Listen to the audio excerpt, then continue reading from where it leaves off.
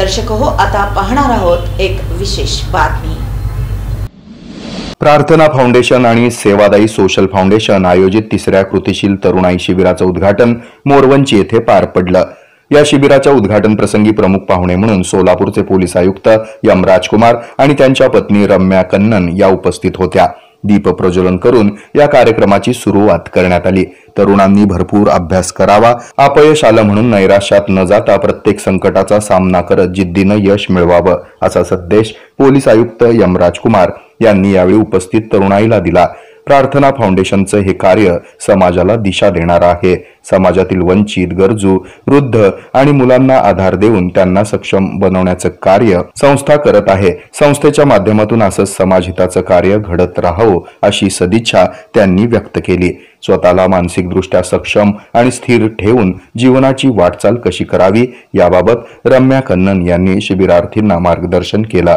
तरुणाईमध्ये सामाजिक भान निर्माण करण्यासाठी आणि त्यांचा व्यक्तिमत्व विकास व्हावा, त्यातून एक समाजभान जपणारी सक्षम पिढी निर्माण व्हावी, यासाठी कृतिशील तरुणाई शिबिराचं आयोजन केलं आहे।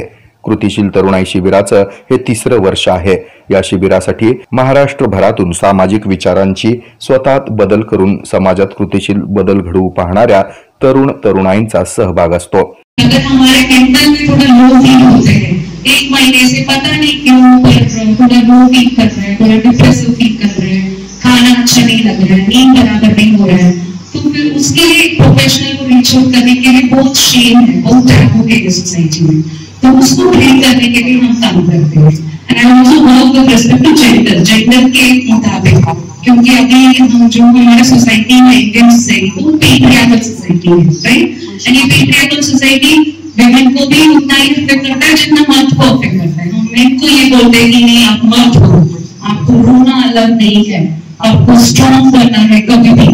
तो इसकी वजह से उनको भी उनके जो इमोशंस एक्सप्रेस करने की अवेन्यूज नहीं मिलते हैं। तो इन सब चीजें पे हम काम करते हैं। तो I am very happy today I team along विद आज साहेबांनी आमच्यासाठी वेळ काढला, त्याबद्दल त्यांचं खूप खूप आभार मानतो। त्यांना जोरदार टाळ्या।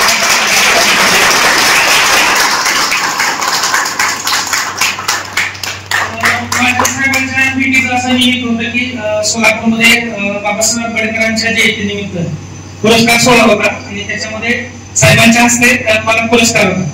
आणि त्यावेळेस मग मी बोलताना बऱ्यापैकी संस्थेची माहिती देण्याचा प्रयत्न केला होता।